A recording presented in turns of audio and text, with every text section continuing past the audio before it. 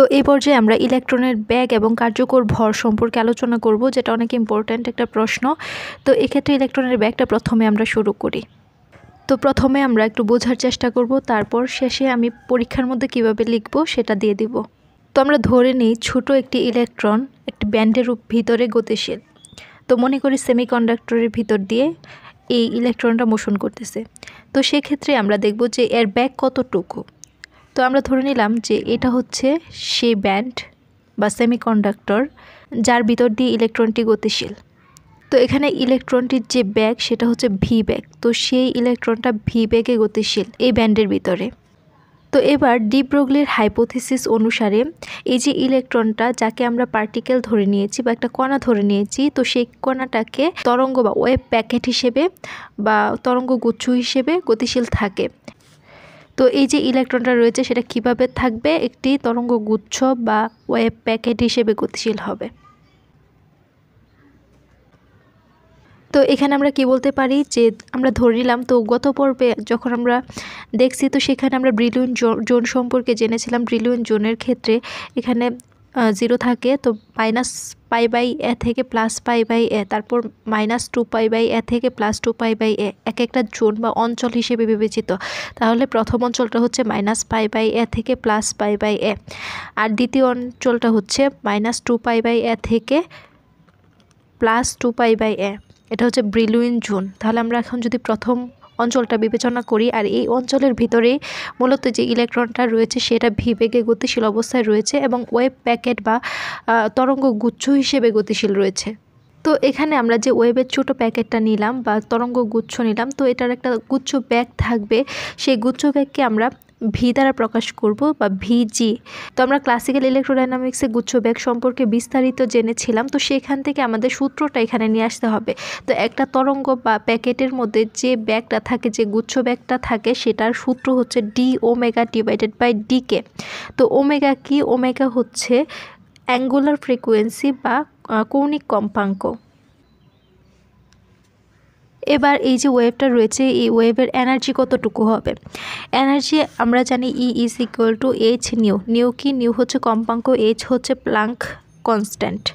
তো প্লাঙ্কের সংশোধিত মান হচ্ছে এইচ কাট। তো আমরা এটাকে এইচ কাটে যদি রূপান্তরিত করতে চাই, তো সেক্ষেত্রে আমাদের 2π গুণ করে দিতে হবে এবং ভাগ করে দিতে হবে। তাহলে h divided by 2π into 2π nu. তো এখানে আমরা 2π নিচে ভাগ করছি, উপরে গুণ করছি, এতে কোনো মানের পরিবর্তন হয় নাই, আলটিমেটলি এইচ নিউই আছে। তো আমরা এভাবে করতে পারি। আমরা জানি h/2π is equal to h cut. তাহলে আমরা h/2π এর পরিবর্তে এইচ কাট লিখতে পারবো এবং 2π নিউ এটার মান হচ্ছে ওমেগা বা কৌণিক কম্পাঙ্ক। তাহলে 2π নিউ এর পরিবর্তে আমরা ওমেগা লিখতে পারি। তাহলে E ইজ ইকুয়াল টু আমরা পাই কত? H cut omega. তো এখান থেকে আমরা ওমেগার মানটা কত পাবো? ওমেগার মানটা পাবো E divided by h cut. Omega is equal to E divided by h cut. তো এই ব্যাগটাকে যদি আমরা 1 নং সমীকরণ দিই এবং এটাকে 2 নং সমীকরণ দিই এবং ওমেগার মানটা যদি এখানে বসাই, তাহলে আমরা ব্যাগটা কত পাবো? গুচ্ছ ব্যাগ বা তরঙ্গের ব্যাগটা, সেটা VG ইজ ইকুয়াল টু পাবো হচ্ছে D divided by d k, আর ওমেগার মান হচ্ছে E ডিভাইডেড বাই এইচ কাট। এখন এই যে ডি ডিভাইডেড বাই ডি কে মানে কে এর সাপেক্ষে এটাকে কি করা হচ্ছে? ডিফারেন্সিয়েট করা হচ্ছে। তো এইচ কাট তো ধ্রুব, 1 ডিভাইডেড বাই এইচ কাট ধ্রুব, তাহলে আমরা 1 ডিভাইডেড বাই এইচ কাটটাকে বাইরে রাখতে পারবো, অর্থাৎ ডি ডিভাইডেড বাই ডি কে এর আগে লিখতে পারবো।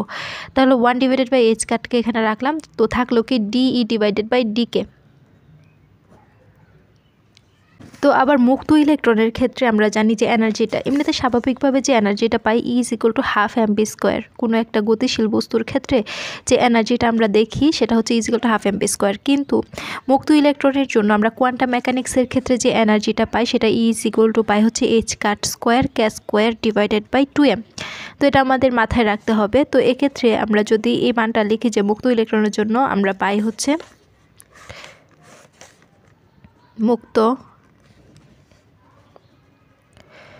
ইলেকট্রনের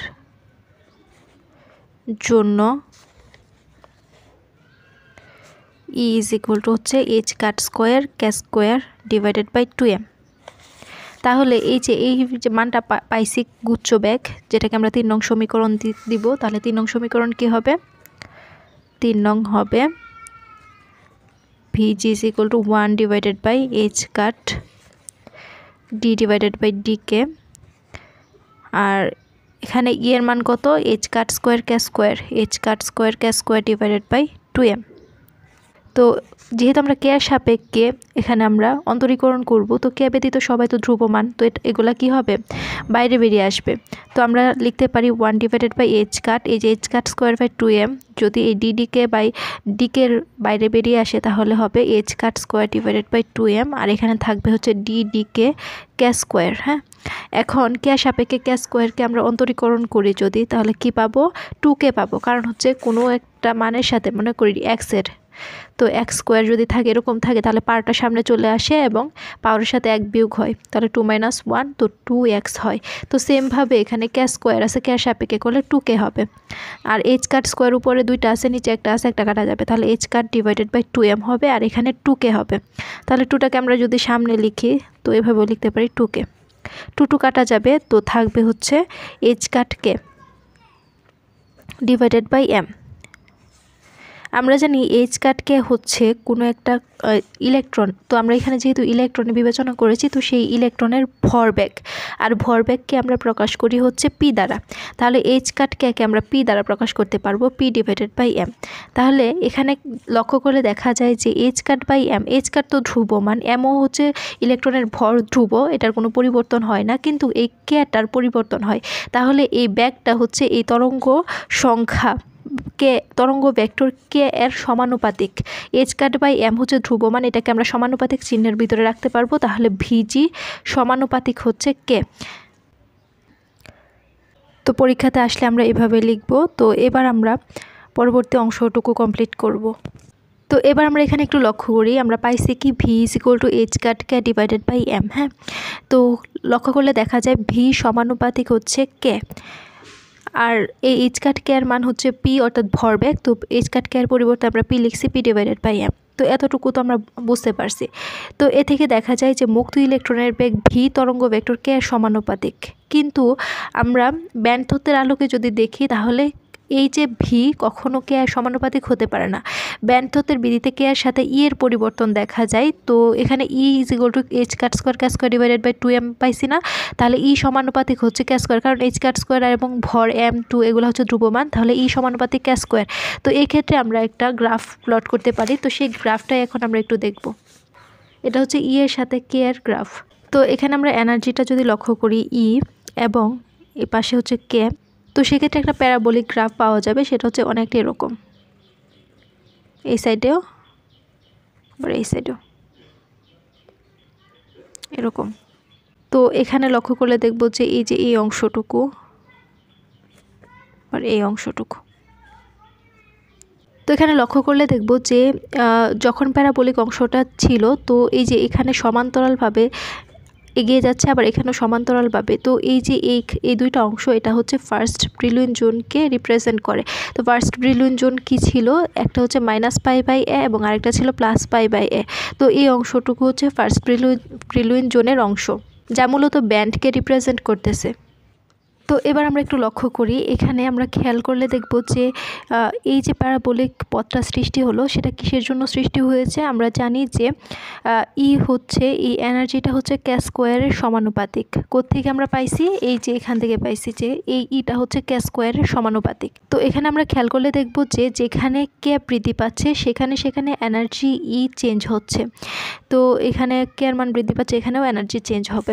তো সেক্ষেত্রে এই যে এই পথটা বা এই অংশটুকু এবং এই অংশটুকু প্যারাবোলিকের, এই অংশটুকু হচ্ছে সমান্তরাল বা সোজা। তো সেই ক্ষেত্রে এটাকে আমরা যদি ধরে নিই যে এটা এম, আর এই যে এই অংশটুকুকে যদি এন এবং বি ধরি, তাহলে এম এবং এন বি। আবার এই যে এটা ও পয়েন্ট যদি ধরি, তো এম এবং ও পয়েন্ট এবং এন বি পয়েন্ট, এই অংশগুলোতে ই হচ্ছে ইন্ডিপেন্ডেন্ট কে থেকে, মানে এই জায়গাগুলোতে ই কে এর উপর নির্ভর বা ডিপেন্ড করে না।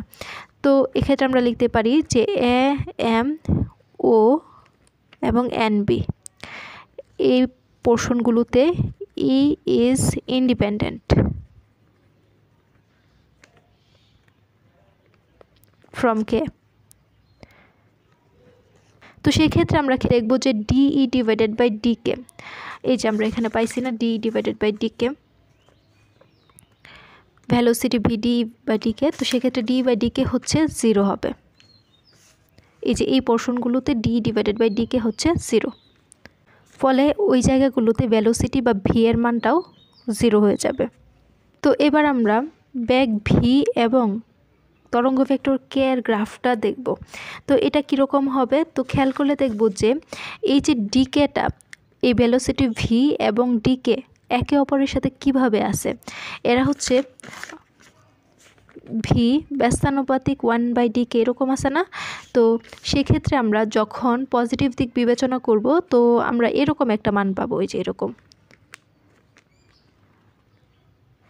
এটা হচ্ছে আমাদের ব্রিলিয়ান্ট জোনের পজিটিভ দিক, যার মান হচ্ছে +π/a। আবার নেগেটিভ দিক বরাবর যখন আমরা দেখব তো সেক্ষেত্রে আমরা সেম অ্যামপ্লিটিউড বা বিস্তারের আরেকটা তরঙ্গ পাবো, তো সেটা হচ্ছে বিপরীত দিকে, অর্থাৎ এরকম। এটা হচ্ছে -π/a ব্রিলিয়ান্ট জোন। তো কেন এটা নিচের দিকে হলো, কারণ হচ্ছে আমরা যখন ডান সাইডে বিবেচনা করতেছি ডান সাইডটা ছিল পজিটিভ দিক। তো পজিটিভ দিক হওয়ায় ডি/ডিকে এর পুরো অংশটি হচ্ছে পজিটিভ আসবে। তো সেক্ষেত্রে আমরা এই অংশটুকু পজিটিভ দিক বরাবর দিব, এবং যখন আমরা এনার্জি নেগেটিভের দিকে দেখব তো সেক্ষেত্রে ডি/ডিকে নেগেটিভ আসবে, মানে হচ্ছে সেম অ্যামপ্লিটিউড আসবে কিন্তু নিচের দিকে। তো আমরা চিত্রের মধ্যে এতক্ষণ যা যা দেখলাম সেগুলো এখানে মূলত লেখা হয়েছে। তো 4 নং সমীকরণটা কি ছিল, এই যে আমাদের 4 নং সমীকরণ ছিল ভি = h⁻k/m। তো এখানে দেখা যায় যে ভি সমানুপাতিক কে, যা ব্যান্ড তত্ত্বের আলোকে হয় না, সম্ভব না। তো এই কথাটাই লিখছি যে 4 নং সমীকরণ হতে দেখা যায় মুক্ত ইলেকট্রনের বেগ ভি তরঙ্গ ভেক্টর কে সমানুপাতিক, কিন্তু ব্যান্ড তত্ত্বের আলোকে সাধারণত ভি সমানুপাতিক কে হয় না। তো চিত্র থেকে আমরা দেখতে পাই যে ই বনাম কে, তো এই চিত্রটার ক্ষেত্রে লক্ষ্য করলে দেখব যে ই বনাম কে লেখের নতি ডি/ডিকে ধ্রুবক নয়। এই যে এখানে 3 নং সমীকরণের ক্ষেত্রে ভি সমানুপাতিক ডি/ডিকে, অর্থাৎ এই ডি/ডিকে হচ্ছে ধ্রুবক নয়। তো সেক্ষেত্রে আমরা কে এর সাথে আমরা দেখব যে এনার্জি ইটা পরিবর্তিত হচ্ছে। এই যে এখানে আমরা যা বলছিলাম যে কে এর মানটা যদি বৃদ্ধি পেতে থাকে সেক্ষেত্রে এনার্জিটাও কী হবে, ক্রমে ক্রমে চেঞ্জ হবে। তো এই বক্ররেখা 3 নং সমীকরণ ব্যবহার করে ভি বনাম কে এর লেখ পাওয়া যায়। তো এই বক্ররেখা নির্দেশ করে যে অবস্থানে ডি/ডিকে 0 পাওয়া যায়, 0 সেই অবস্থানে ইলেকট্রনের ব্যাগও 0। এই যে এখানে আমরা যা বলছিলাম যে ডি/ডিকে যদি 0 হয় সেক্ষেত্রে এই অবস্থানগুলোতে ব্যাগের মান ভিও হবে 0। তো এ থেকে আমরা কি দেখতে পাই যে দুইটা তরঙ্গ দেখতে পাই, একটা হচ্ছে উপরের দিক আর একটা হচ্ছে নেগেটিভ দিক বরাবর, এবং এখানে আমরা একটা সেম বিস্তারের তরঙ্গ পেয়ে থাকি। তো এতে দেখা যায় শক্তি ব্যান্ডের শীর্ষে এবং পাদদেশে ইলেকট্রনের ব্যাগ 0 হয়। তো আশা করি আমরা ইলেকট্রনের যে ব্যাগ সে সম্পর্কে বুঝতে পেরেছি। তো এবার আমরা ইলেকট্রনের ভরটা নির্ণয় করার চেষ্টা করব।